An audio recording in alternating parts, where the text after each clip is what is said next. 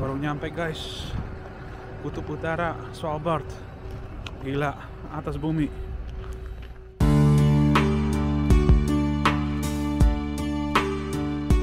Selamat sore guys. Kita sekarang ada di Bandar Udara Gardermoen di kota Oslo, ibu kotanya Norwegia. Kita sekarang on the way ke Svalbard, ke Kutub Utara. Airportnya di sana. Dan di video ini aku kasih tahu gimana kita bisa ke sana, gimana orang Indonesia bisa ke Kutub Utara.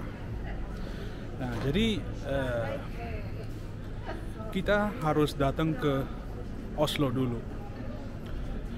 Kita harus terbang ke Oslo dari Jakarta. Jadi pilihannya banyak, bisa naik Garuda, bisa naik Qatar, bisa naik KLM. Pokoknya kita harus ke Oslo. Jadi kalau kita datang di Oslo, jangan lupa visanya, vaksinnya, dan mereka perlu formulir isi. Dan kita nggak perlu tes. Tapi kalau kita datang, kita dites. Nah, habis kita datang dari mana? Dari Jakarta, dari umpamanya transit di Amsterdam atau di Qatar atau di Dubai, kita sampai di Oslo. Kita harus tes dulu karena di sini di Norwegia itu ketat banget. Jadi harus dites. Walaupun udah vaksin, kita harus tetap dites. Jadi ya agak ribet ya kalau aku bilang. Tapi tesnya gratis, jadi nggak usah bayar. Dan tesnya antigen, jadi cuma colong di hidung, udah selesai. Habis itu ya kita boleh lanjut. Kalau umpamanya positif, kita dirawat di sini, diurus, dan itu biaya juga gratis, ditanggung sama negaranya. Kalau negatif, kita lanjut. Nah, kita tujuannya itu Longyearbyen, itu nama kota di Svalbard, dan itu bandar udara yang satu-satu di atas bumi. Jadi itu yang paling dekat ya. Nah, kalau ke Longyearbyen, jadi ke Svalbard, itu transitnya dari Jakarta umpamanya, atau dari mana, pokoknya dari Jakarta itu bisa 3 kali transit. Jadi kan dari Jakarta ke Oslo kan kayaknya nggak ada direct flight, jadi pasti itu transit di Amsterdam, di Abu Dhabi, di Dubai. Jadi itu transit pertama. Nah, di Oslo kita transit lagi, cuma transitnya itu transit ke kayak domestik gitu. Pesawat dari Oslo ke Longyearbyen itu juga nggak ada yang direct. Jadi itu kita harus transit di Tromsø, itu kota di atas Norway, di utara. Dan di situ kita harus transit. Kalau pesawat terbang ke Longyearbyen itu pesawatnya cuma ada pagi. Jadi paginya itu jam 10. Jadi kayaknya kita harus nginep dulu di Oslo. Nah, ada banyak penginapan di bandara, tapi yang paling enak itu Radisson Blu atau Park Inn Hotel. Radisson Blu sama, perusahaannya sama. Jadi kalau Park Inn itu lebih murah sedikit, 10 euro, 20 euro seorang. Dan Radisson Blu sekitar lebih mahal, 20 euro. Jadi totalnya 135 euro semalam. Ada yang lebih murah sih, tapi bedanya cuma 30 euro. Dan itu jauh dari bandara, harus naik shuttle bus. Jadi kan ribet, karena pesawatnya besoknya kan pagi. Nah, jadi abis kita udah cek corona, kita nunggu hasilnya, kita lanjut ke tempat hotel kita. Jadi kita bisa istirahat.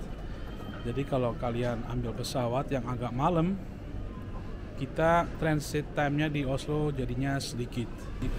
Jam 11 kita selesai, dan habis itu kita bisa check in di hotel. Hotelnya sekitar 3 menit jalan walaupun ada salju, kita ada atapnya, jadi kita aman, nggak kena salju atau kena hujan. Nah, habis itu dari Oslo kita ambil pesawat ke Longyearbyen ya. Transitnya di Tromsø. Jadi di situ kita cek paspor. Aneh, karena kan Norway umpamanya kan Schengen, jadi pakai Schengen visa sebenarnya cukup. Cuma kalau kita ke Kutub Utara itu di luar Schengen, di luar EU sebetulnya. Jadi kayak internasional, jadi cek paspor. Kenapa di Tromsø? Karena itu yang paling atas di Norway. Jadi kita cek paspor di situ dan mereka tanya berapa lama dan tujuannya ngapain, bisnis atau usaha. Jadi begitu. Nah, habis itu sebentar, pegel, tanganku pegel, minum dulu. Nah, habis itu ya kita terbang kayak orang biasa terbang. Dari situ ke Longyearbyen. Nah, dari Oslo ke Tromsø itu sekitar 2 jam, makan 2 jam. Dan dari Tromsø ke Longyearbyen itu juga 2 jam. Jadi umpamanya 4 jam, belum cek paspor, jadi umpamanya 4 jam setengah. Jadi dari Jakarta 17 jam, belum hitung transit time ya. Jadi dan itu aku belum hitung belum hitung transit di hotel. Jadi ya cukup lama deh, 1 hari lebih deh, tapi worth it. Nah, habis itu kita dicek di Tromsø, kita naik pesawat dan dari situ kita mendarat di airport Longyearbyen. Nah, di situ udah di middle of nowhere, gak ada apa-apa di situ. Thank you. Jadi gak ada security check, gak ada customs, gak ada paspor control, nada, nothing. Jadi ya kayak bebas gitu, cuma tinggal nunggu bagasi. Nah, dari situ ada 2 pilihan ya, atau kita naik taksi atau kita naik bis. Dan paling aneh itu taksi lebih murah kalau kalian berdua. Jadi kalau naik bis itu sekitar 100 NOK itu 10 euro, itu 150.000 kalau naik bis 1 orang, jadi 300 kalau 2 orang. Kalau taksi cuma 180 NOK, jadi itu sekitar 18 euro, 250.000 rupiah 2 orang, dan lebih murah.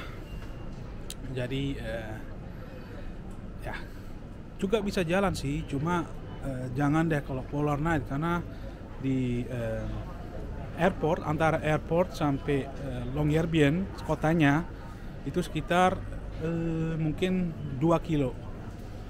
Tapi itu ada polar bear di situ, ada tanda polar bear. Jadi kalau umpamanya Polar Night kan gelap, jadi mendingan kita naik taksi atau naik bis.